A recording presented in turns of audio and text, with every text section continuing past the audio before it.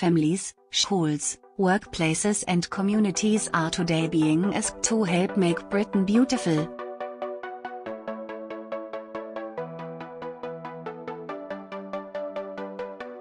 The Daily Mail is recruiting an army of public-spirited readers to start the fight back against litter blighting our downs and countryside.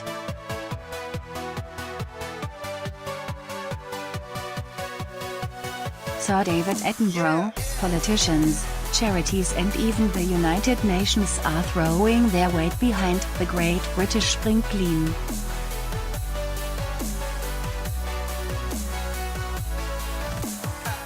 Keep Britain Tidy wants to enlist 500,000 volunteers, after signing up 370,000 last year.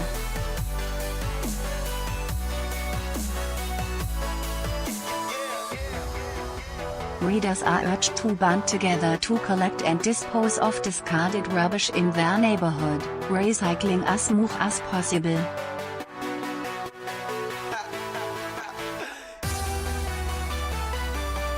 The initiative builds on the success of the Mail's Great Plastic Pickup last year, which was backed by 20,000 readers, and our NHS volunteer drive, which attracted 30,000 more.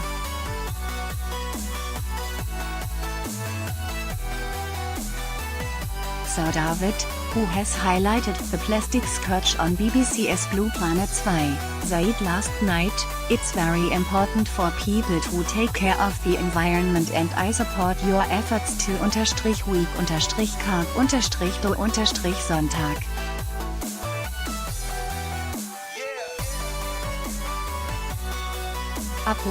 Actor and comedian Sir Michael Palin added, "The Great British Spring Clean is something we should all support."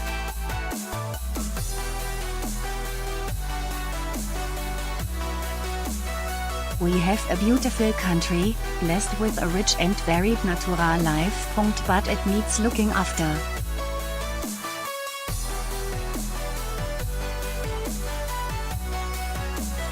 We will all seen what happens to plastics and waste in our seas. It's our duty to keep them off our land too.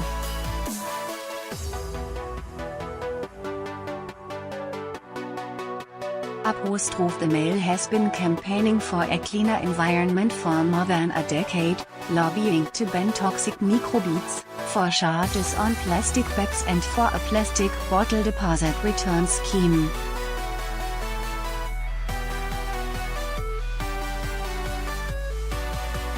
A shocking 30 million tons of litter are collected from the streets each year at a cost to councils of an estimated £1 billion.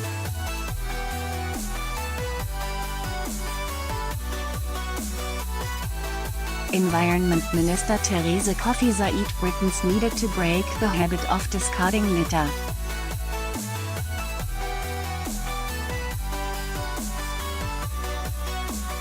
Labour leader Jeremy Corbyn said, "The Great British Spring Clean is an inspiring initiative that seeks to tackle the scourge of plastics that plagues our environment, while at the same time bringing together communities in the process."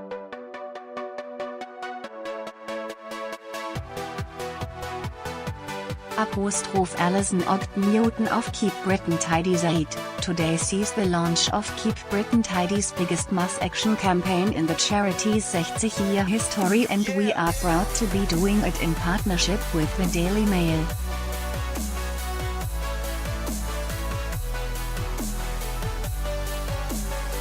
As the country's best-loved environmental charity, we fight for a cleaner environment on people's doorsteps.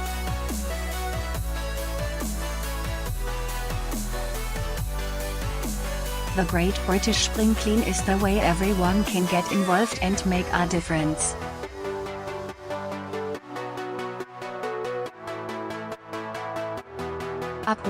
The Great British Spring Clean will run between March 22 and April 23. Register at @springclean.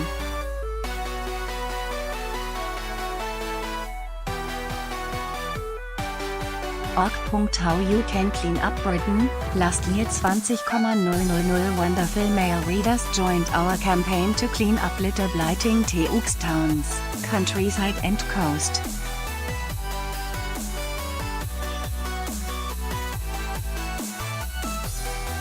This year we won 10 times as many, and it couldn't be easier to sign up By Colin Fernandez for the Daily Mail today. The Mail is proud to announce our national campaign to get Britain picking up plastic litter is back, and bigger and better than ever.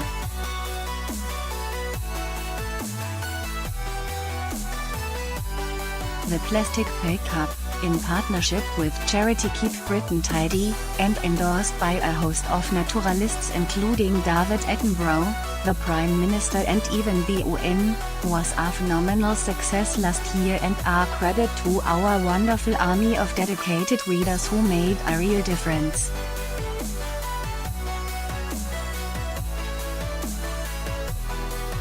More than 20,000 people filled 17,000 wheelie bins with rubbish and picked up 2 million plastic bottles for recycling over one weekend.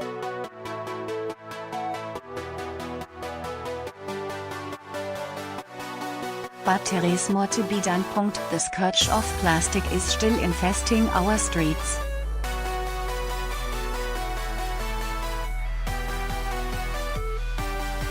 Taxpayers spend £800 million every year to clear up after thoughtless litter louts and fly tippers, and the system is struggling to cope.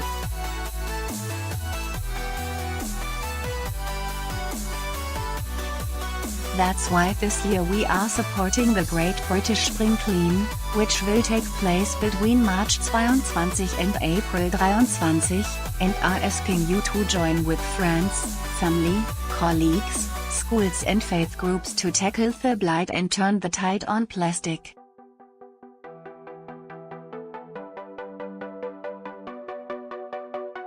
Last year, 370,000 people took part in the Spring Clean.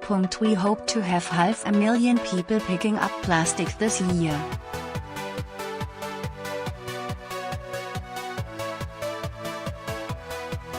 You can make a difference by sparing just a few hours to pick up plastic in your area.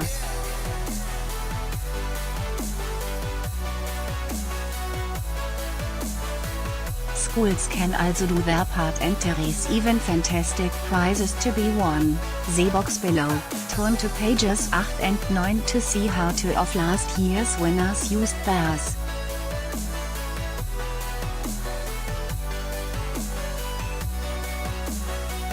To sign up, just log on to springclean.org. This year, the Great British Spring Clean is bigger and better than ever.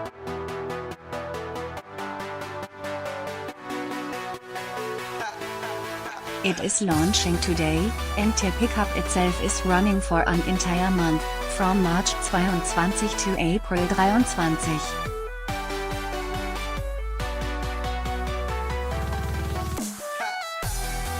We have got more than 300 local authorities on board supplying equipment and arranging for safe disposal of the collected rubbish and recyclable plastic and metal.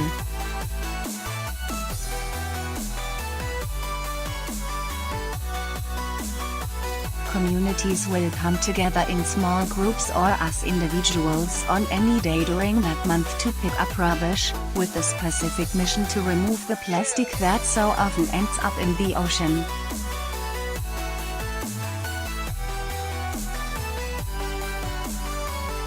How do we sign up? Visit springclean.org, where you will find all of the information you need and all the details to join in. You just need to provide your name, address and an email.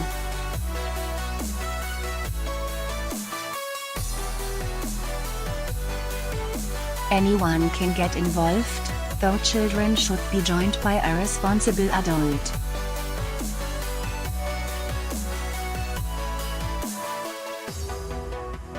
There are 3 ways you can help. 1. You can pledge to contribute to the campaign as an individual by picking up as much litter as you like, whenever you like, at any point during the month-long campaign.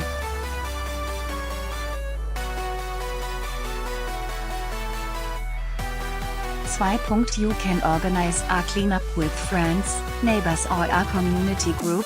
Why not organize a litter pick with your workplace, place of worship or book club? It couldn't be easier.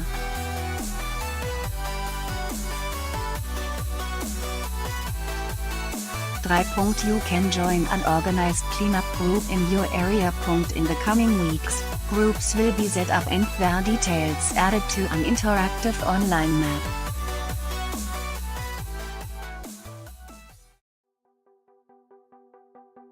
Click on the map to find out details and let the organizer know you'll be joining.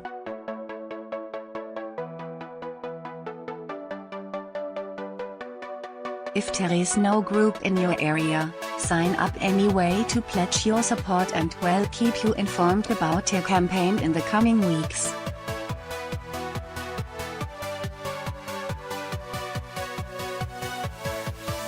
New cleanups will be appearing on the site every day, so you can always go back and see if one has been set up near you at any time.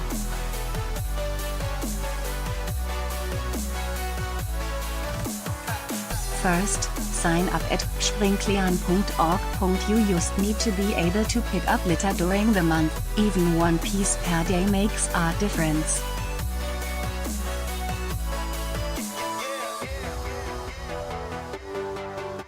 If you are keen to organize a group of friends, family or work colleagues, just select the private group option when registering at springklean.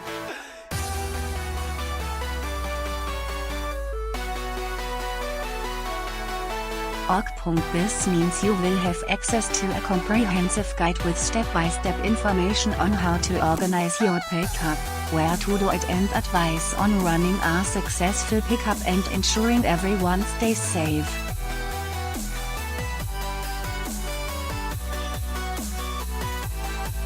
We are also urging hosts to return to the website after each event to let us know how much litter was collected and how many volunteers were involved.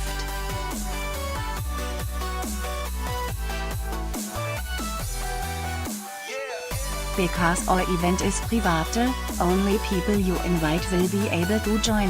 You can organize as many cleanups as you want between March 22 and April 23 at any number of locations, dates and times.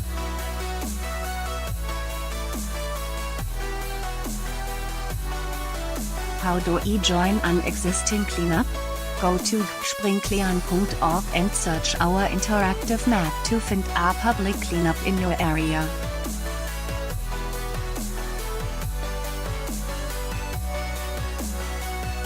Once you register to join the cleanup, an email will be sent to the event organizer containing your details.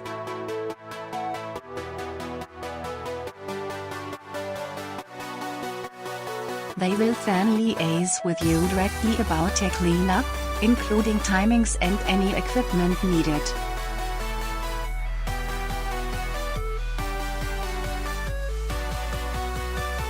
What happens when you register? When you sign up to the Great British Spring Clean, you can keep track of everything on your own online dashboard.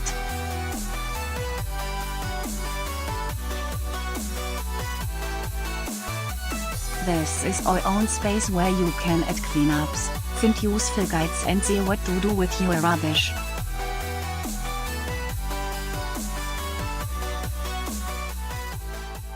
This is also where you can record the results of your cleanup. If you need equipment, litter pickers, high-vis vests, bags, gloves, your local authority may be able to help you, as many will let you borrow the equipment.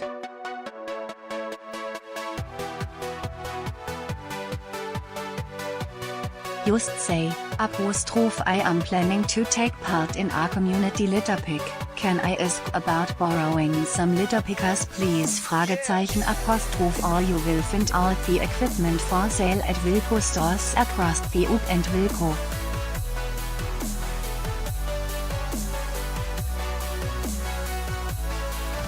Come from February 4. Visit springklean.org for more information.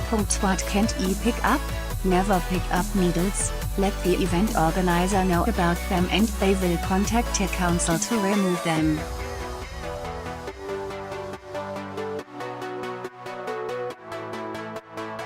Also leave broken glass and large flighted items, let your local council know instead.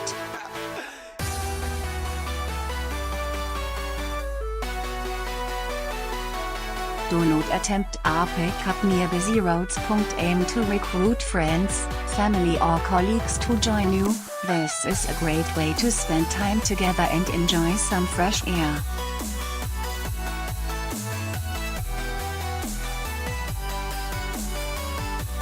Follow Keep Britain Tidy on Facebook, Instagram, Twitter, or subscribe on YouTube to keep track of what others are doing and share posts from your own account, using the hashtag #HowToSpringClean to inspire others to take part.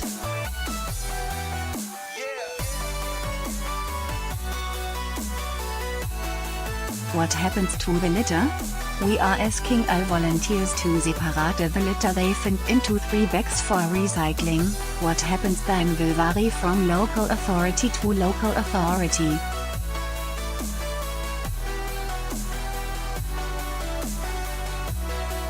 The website will be updated regularly as local authorities let us know how they want to deal with the rubbish you collect.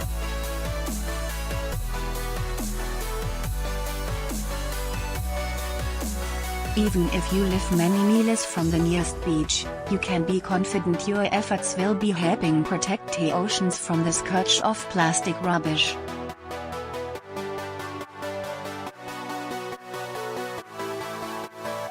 What happens afterwards? Count up and photograph the bags you collect. You can post these pictures with the #HowToSpringClean hashtag.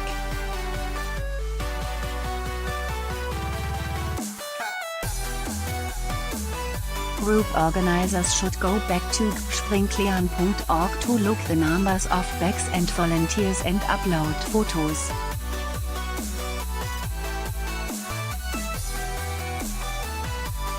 Tidy Up changed our lives. We've got brilliant prizes for our campaign. Be inspired to join last year's winners during the 2018 Great Plastic Pickup. The Daily Mail offered an incredible series of prizes. 10,000 pounds each to 3 communities, to be spent on transforming their areas.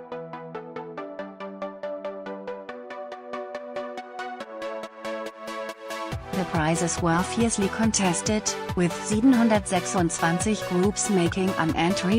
While it was hard to make their decision, the judges decided to award one prize to an inner-city group in Staffordshire and another to a beach in Cornwall.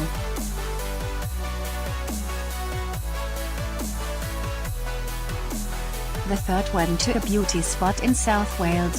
There was also a special award for the top litter picking school.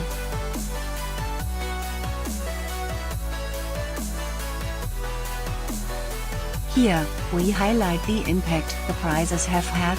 Read our winners' stories, then sign up for this year's pick-up.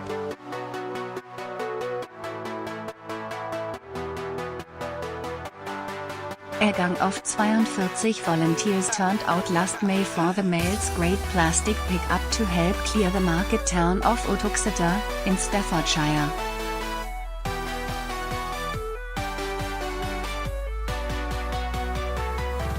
By the end of the day, they had recorded a massive 27 bags of rubbish and 9 of recyclable plastic.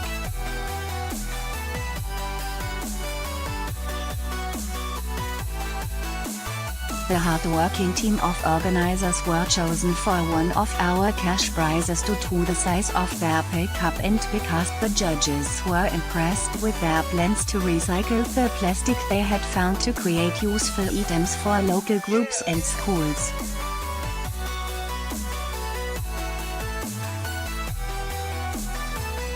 Ogden-Newton resident Kate Copeland, 33, who heads the town's push to banish litter and reduce plastic waste, says the team were thrilled with the news.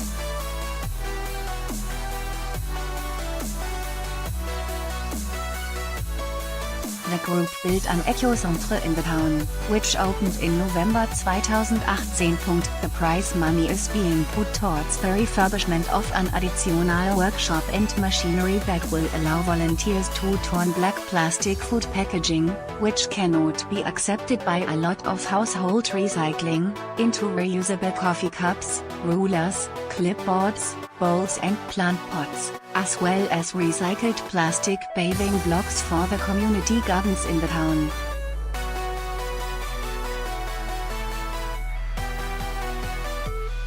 Carte says, while we wait for the machinery to arrive, we are getting the workshop ready and building up quite a substantial collection of plastic ready to be shredded.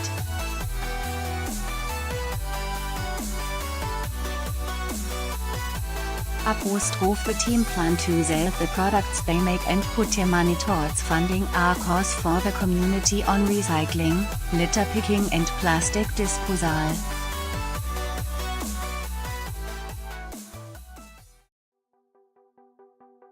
Our aim is to raise awareness so that we can keep the whole of Staffordshire clear of litter and waste plastic, says Kate.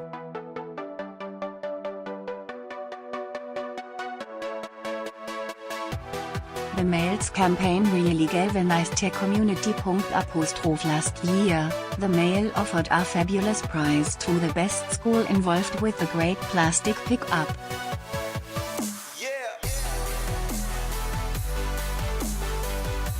It was tough to pick just one from the 150 entrants.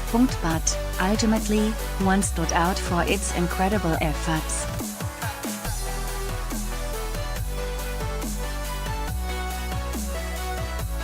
As well as collecting 20 bags of rubbish for the great plastic pick-up last year, the children from Chaucer Junior School in Ilkeston, Derbyshire, regularly go on litter picks.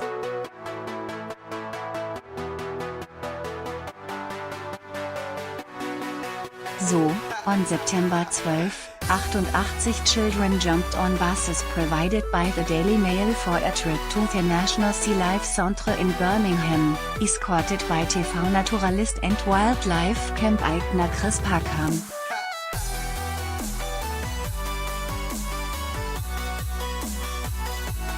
We were so thrilled when we found out that says teacher Carrie Wheatley. There was a real buzz in the school.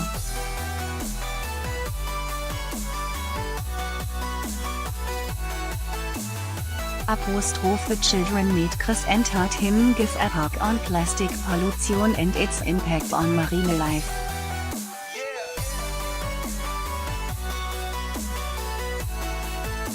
He then joined them in touring the site, chatting as they walked through the Glass Ocean Tunnel and watched penguins being fed.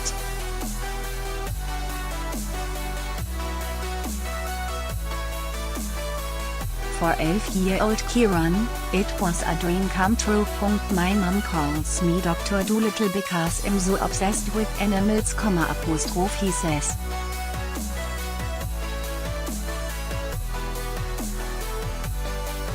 I was very excited to visit sea life.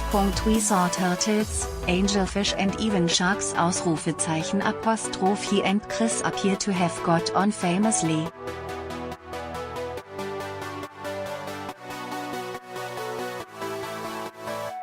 We talked a lot about sharks and he told me that octopuses don't have teeth, but use their really sharp beaks to eat, says Kieran.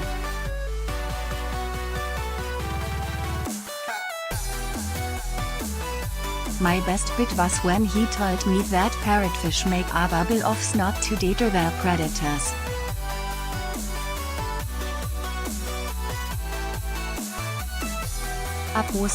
Chris sat with the children as they ate their packed lunches and took the chance to point out items of single-use plastic they had with them.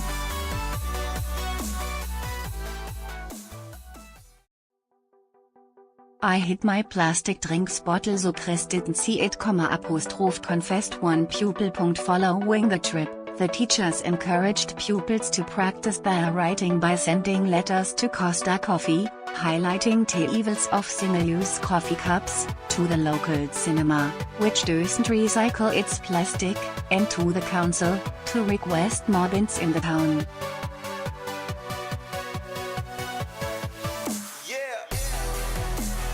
They also wrote to Sea Life, thanking it for the visit and pointing out how the amount of plastic used in food packaging at the attraction could be reduced.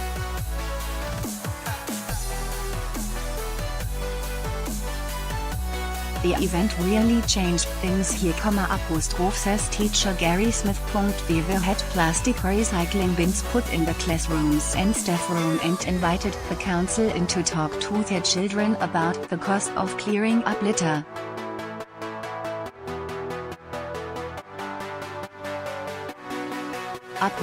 You can be sure that we will be preparing to get our litter pickers out once more for the Great British Spring Clean to help make Ilkeston look great! The Sense at Tregantle in southeast Cornwall, our favorite dog walking spot for 35-year-old Craig Brooke Hewitt, but the Beax's proximity to Plymouth means plastic rubbish from the down and out at sea is continually being washed ashore.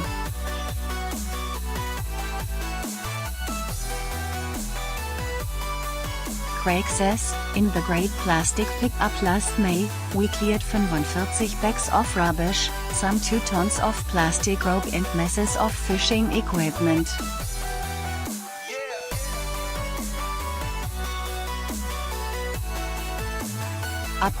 This impressed the Keep Britain Tidy judges, who awarded the crew a 10,000 £. Prize.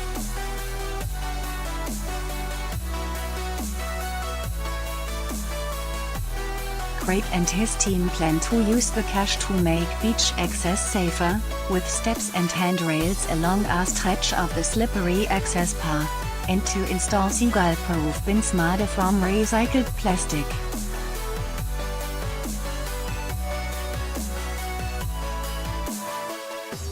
It's time for all of us to clear up dustbin Britain, Jeremy Paxman issues rallying cry as Mail launches This Year is Great Clean Up by Jeremy Paxman for the Daily Mail. It's all Nathaniel Wyeth's fault.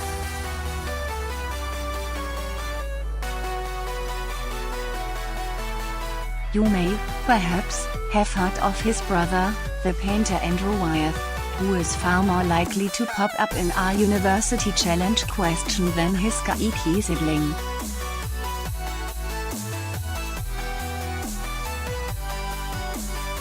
If you are a real enthusiast for American art, you may even have heard of his artist father or his artist sisters.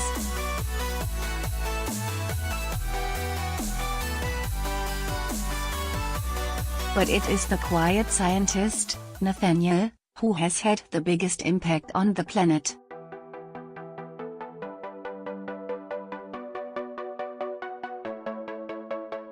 Nathaniel Wyeth used to call himself the Unknown One, to mark out his obscurity in comparison with his famous artist family.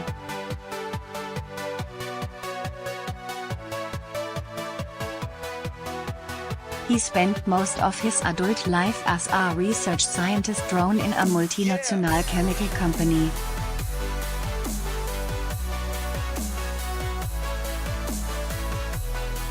And in doing that he changed all our lives.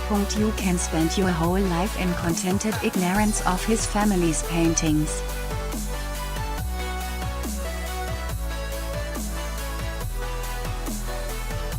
But you will assuredly see uncountable numbers of Nathaniel's contribution to modern life.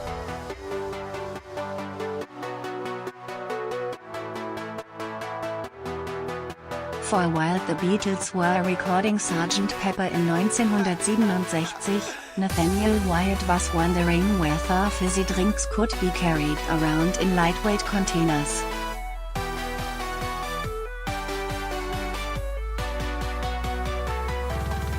It took him a few years in a DuPont lab to get the design and chemical formula right, but by 1973 he had invented and patented the plastic bottle.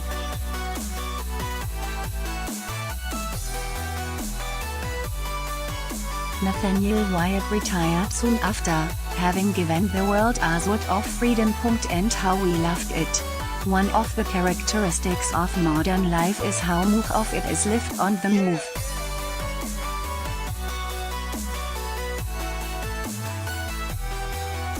Shall I grab as a couple of coffees? !A colleague shouts, before returning with a disposable container which magically doesn't leak.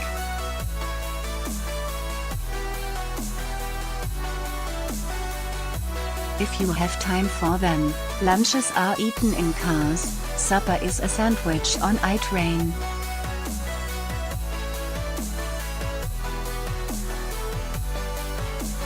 Plastic bottles, plastic tops and linings to coffee cups and plastic wrappings on food make life livable.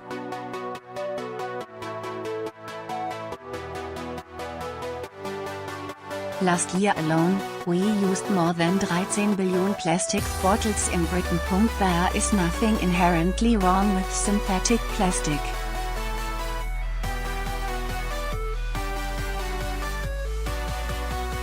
When the Victorian scientist Alexander Barks invented the first man-made plastic, he wasn't setting out to make a killing machine, like his fellow resident of South Norwood Cemetery, Hiram Maxim, creator of the machine gun.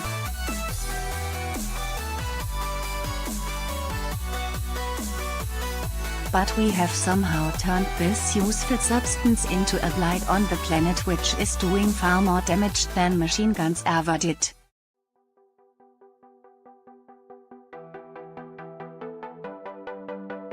Once upon a time, plastic was full of promise. It was cheap and light and could be made into just about any shape.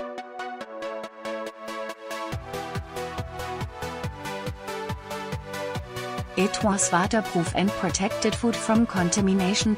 In the early days, it was even seen as an instrument of female liberation because women no longer needed some senior male to live things for them.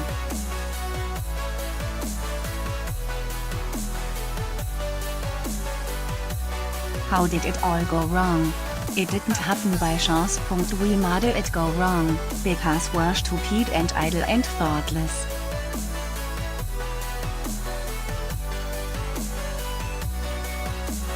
It's too easy to blame manufacturers of sweet, fizzy drinks for the problem. For sure, we should all do something to persuade the dimwits at drink companies to think of containers that won't trouble our great-grandchildren.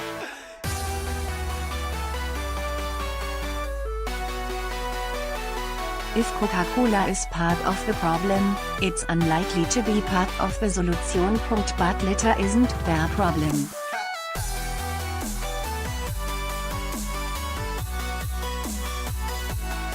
It's ours. It is not the manufacturers who chuck the empty bottles onto the roadside.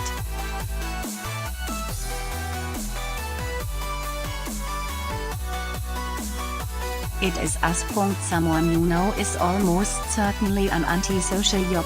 It's reckoned that over half of Britain's plastic bottles end up being recycled.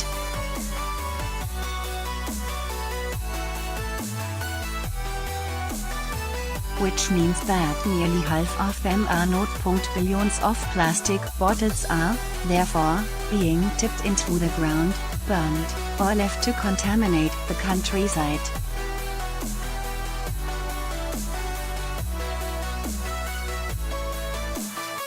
Think back to the places you loved as a child, fields, hills, rivers or parks. If you experienced them before Dr. Wilde made his discovery in the 60s, you probably recall them looking much the same as they had for generations.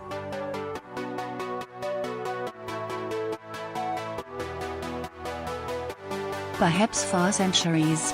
Today, unless you are lucky enough to have a conscientious local authority or team of litter volunteers, the place you fondly remember is likely to be strewn with rubbish.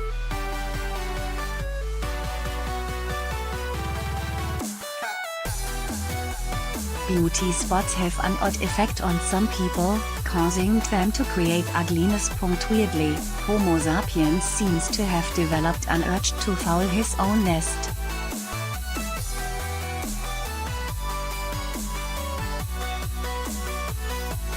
we have all seen the photos of dogs, cats, turtles suffering pain or starvation after being snared or poisoned by waste plastics, water bottles, jars, fishing nets or even, sometimes, fibers of plastic so small that they are virtually invisible to the human eye.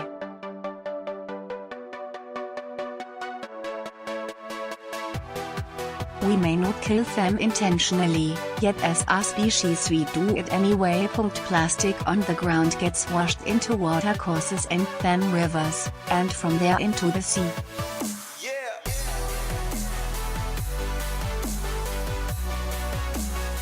Those plastic bottles along the line at your favorite beach could have come from more or less anywhere.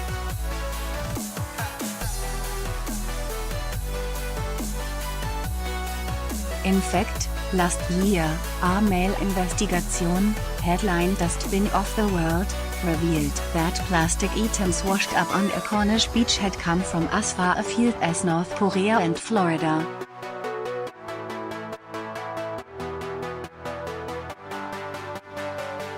Not only that, one toy plastic ship discovered in the Arctic recently started life in a British cereal packet in 1958. Proof, if proof were needed, that plastic is designed to be well-nigh indestructible.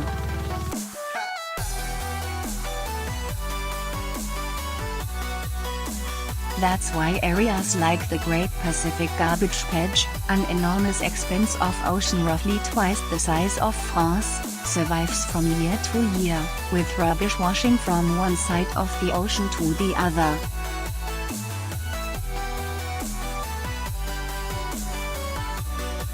And that is just what we can see. Plastic pollution is now so widespread that, as Frank Kelly, Professor of Environmental Health at King's College, London, revealed in the Mail only a few months ago, we are now all breathing in microscopic particles of plastic, with no idea of what they may be doing to us.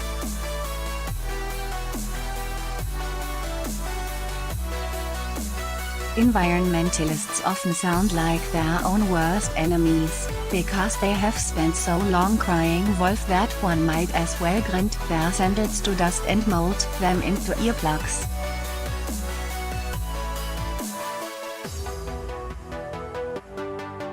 So what if they predict, as they do, that within 30 years there will be a greater volume of plastic in the sea than there will be fish? Perhaps they are right, but we cannot comprehend it, simply because we have never before had to live with detritus that goes on more or less forever.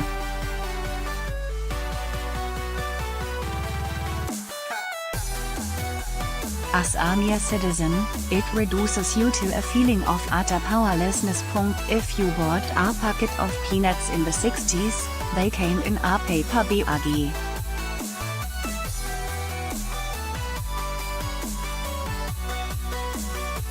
Now, the bag is coated with plastic. The manufacturers have chosen to do it for understandable reasons. It keeps the peanuts inside dry and clean.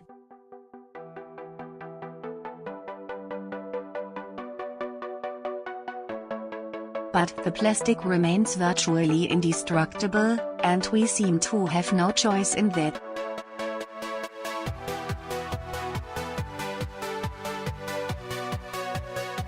If we have a sudden craving for peanuts, our grandchildren will be living with the container long after we are providing food for worms.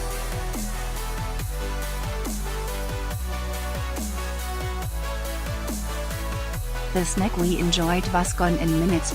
We didn't buy the packet as some sort of legacy gift, but the wrapping it came in will be there for decades.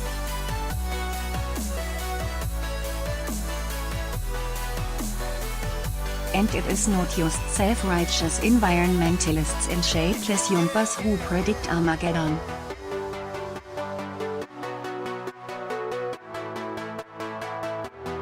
Common sense tells us that if every year increasing quantities of this toxic material end up lying about the place, then sooner or later it will engulf us.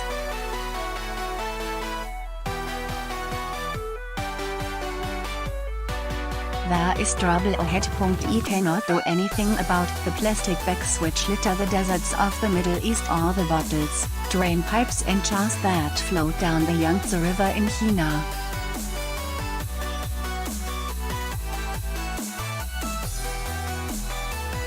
But I can do something about the garbage that is piling up at the sides of British highways.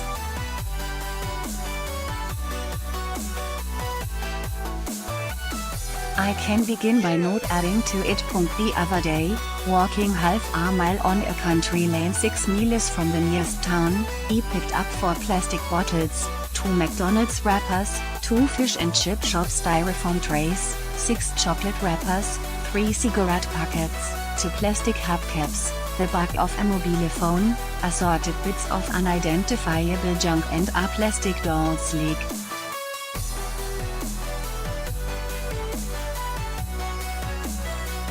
Doubtless, there was some story attached to each of the items. Collectively, they tell no story beyond the contamination of the countryside.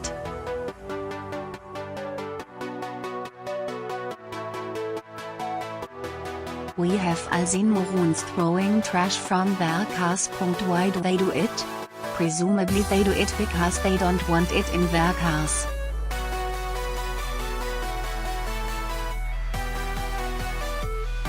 But they are too stupid to understand that jettisoning it from their vehicle merely means that it becomes a problem for everyone, and that everyone includes them.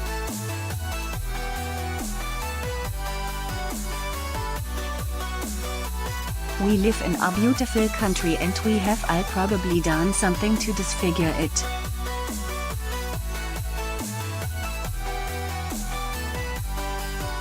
We are lucky that nature is forgiving. But the strange contradiction of plastic is that while most of it is intended for temporary use, it can live on for centuries.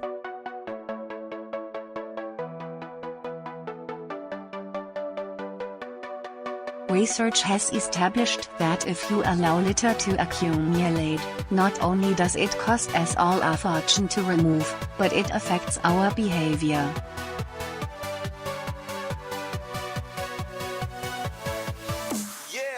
A litter-strewn environment makes depression more likely. And when a place is mucky, crime and antisocial behavior get worse, as if those with bad intent are uneasy in places which are cared for.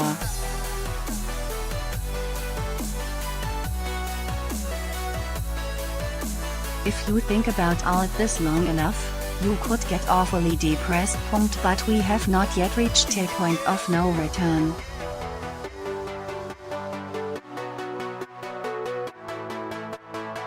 We don't have to live like this. We can still make a start on clearing it up. It is abundantly clear that the only thing that will achieve a lasting improvement is behavioral change.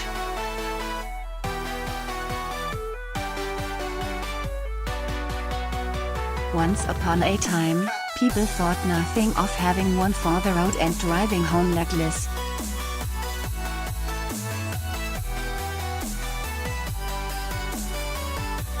We need a similar change of attitudes in this case, so that the idea of dropping litter, and especially plastic litter, would never enter people's heads.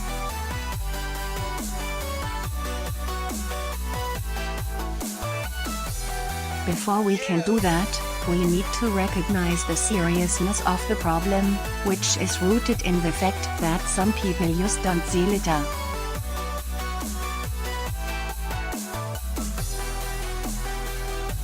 Above all, though, we need to tackle the problem of plastic. We can all make a difference. We could start next time we have a coffee by refusing any single-use plastic container.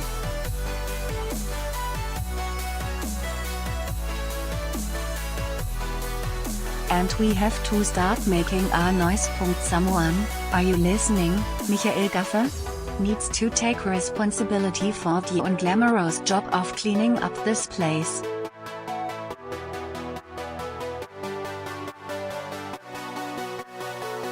There is virtually no evidence that the government takes litter seriously. Highways England has a statutory duty to keep highways clear of litter.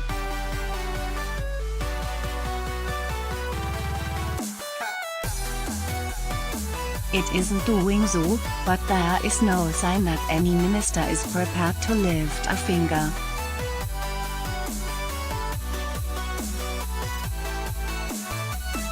How many times have you seen a waste lorry driving along, as bits of rubbish fly out of the back?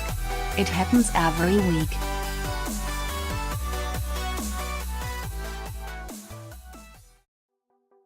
"50 years ago, this problem did not exist. It's outrageous. Are we really content to live like this?" Jeremy Paxman is patron of Clean Up Britain.